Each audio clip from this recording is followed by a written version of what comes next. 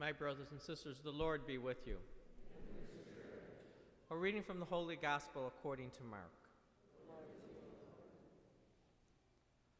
A leper came to Jesus and kneeling down begged him and said, "If you wish, you can make me clean."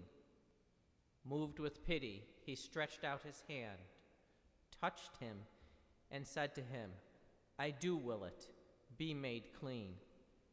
The leprosy left him immediately, and he was made clean. Then, warning him sternly, he dismissed him at once. He said to him, "See that you tell no one anything, but go show yourself to the priest and offer for your cleansing what Moses prescribed. That will be proof for them." The man went away and began to publicize the whole matter. He spread the report abroad, so that it was impossible for Jesus to enter a town openly. He remained outside in deserted places, and people kept coming to him from everywhere. The Gospel of the Lord.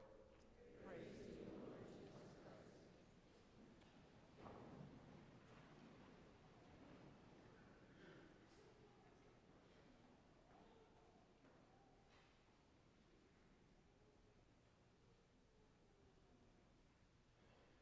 Good afternoon. At the time of Jesus, there was not the medical knowledge that we have today. The basic modern conveniences, such as refrigerators or stoves, were not yet invited.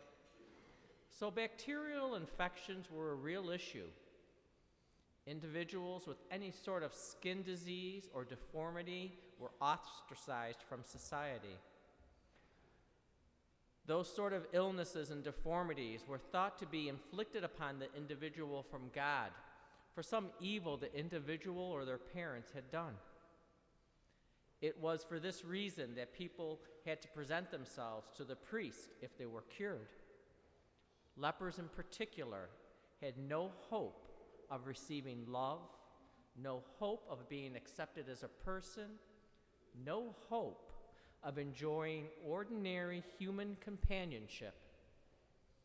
The book of Leviticus clearly outlines the fate of lepers, the ultimate outsider in society at that time. Even though this was the law and strictly enforced, this leper in our gospel story did the unthinkable.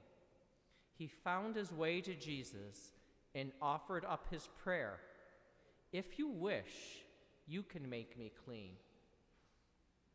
What an offering he presented, not a petition or a prayer for help. The leper came before Jesus, knelt down in utter humility, believing that Jesus was the Son of God and believing that he could be healed, and then prayed, "Let your will be done, Jesus, not mine." Then Jesus, to the absolute horror of his disciples and those who were traveling with him, did the most unthinkable thing.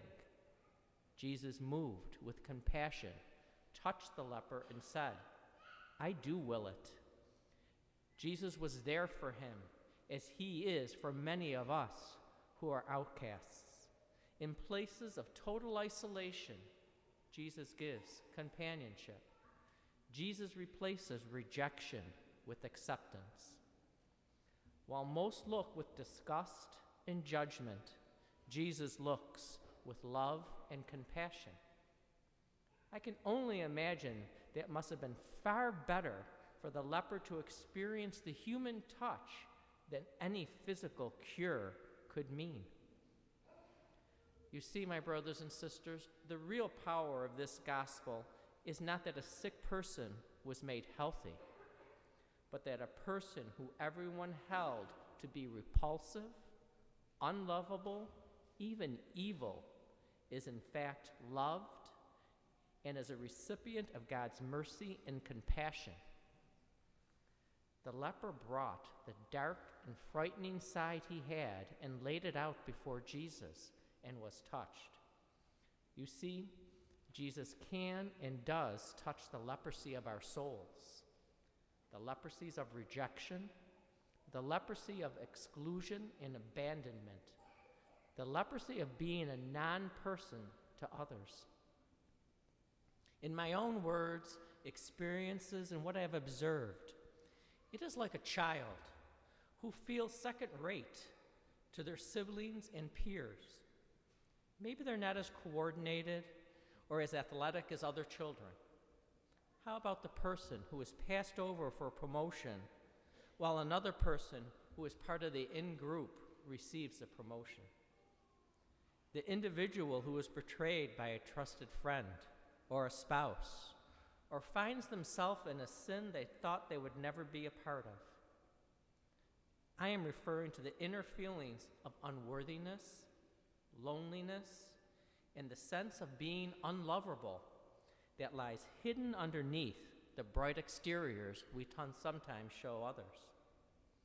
This gospel tells us that we can bring that dark and frightening side of ourselves and present it to Jesus, our Lord. For Jesus is telling us, "Come to me, all you who labor and are burdened by hurt and isolation, and those who carry the wound of being cut off, and I will refresh you." So, my brothers and sisters, as we prepare to come to the altar for the Eucharist, we have the opportunity to kneel before Jesus and offer not only the persona we show the world, but our inner self also, the whole self, without hiding anything, and allowing Jesus to touch us, embrace us, and heal us from our wounds and leprosy. Amen.